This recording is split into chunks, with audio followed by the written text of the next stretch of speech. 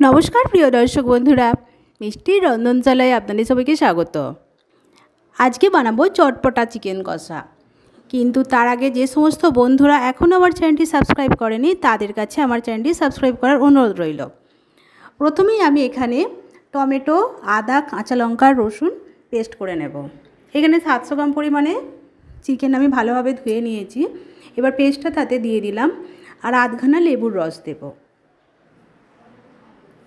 তারপর এর মধ্যে দিয়ে দেব হাফ চামচ পরিমাণে হলুদ গুঁড়ো, হাফ চামচ পরিমাণে কাশ্মীরি লঙ্কা গুঁড়ো, হাফ চামচ জিরে গুঁড়ো আর হাফ চামচের একটু বেশি ধনে গুঁড়ো, আর দিয়ে দেব কাঁচা সর্ষের তেল।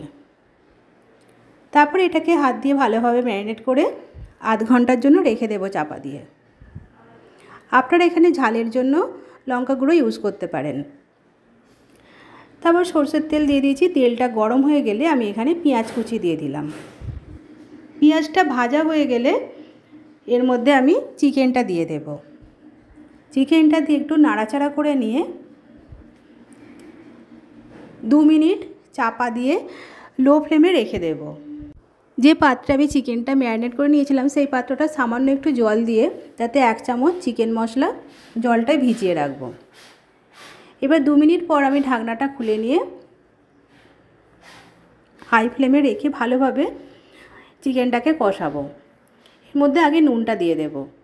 নুনটা দিয়ে খুব ভালোভাবে কষাতে থাকবো। এইভাবে কষাতে কষাতেই তেল ছেড়ে আসবে অনেকটা।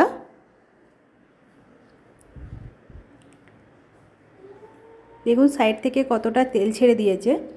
আমি প্রায় 8 থেকে 10 মিনিট ধরে চিকেনটাকে কষাবো।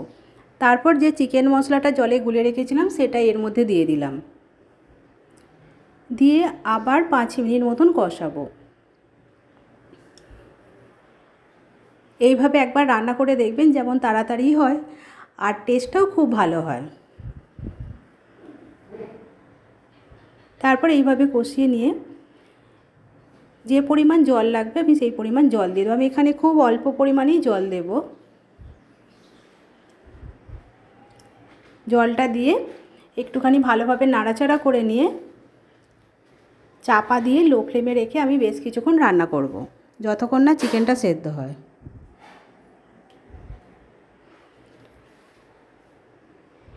মিনিট 5 পর আমি ঢাকনাটা খুলে নিয়েছি।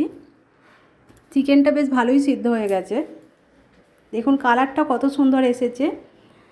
তারপর আমি ওপর থেকে গরম মশলা গুঁড়ো ছড়িয়ে দিয়ে চাপা দিয়ে স্ট্যান্ডিং টাইমে আরও 5 মিনিট রেখে দেব। তারপর দেখুন কালারটা কত সুন্দর এসেছে। আপনাদের যদি আমার এই রেসিপিটা ভালো লেগে থাকে তাহলে প্লিজ একটা লাইক দিয়ে দেবেন আর কমেন্ট করে অবশ্যই জানাবেন এই রেসিপিটা আপনাদের কেমন লাগলো।